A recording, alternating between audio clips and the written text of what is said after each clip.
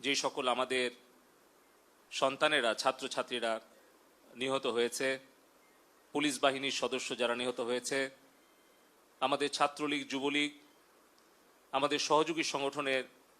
নেতা কর্মীরা যে নির্মম হত্যাকাণ্ডের শিকার হয়েছে, সেই সকল নিহত বিদেহী আত্মার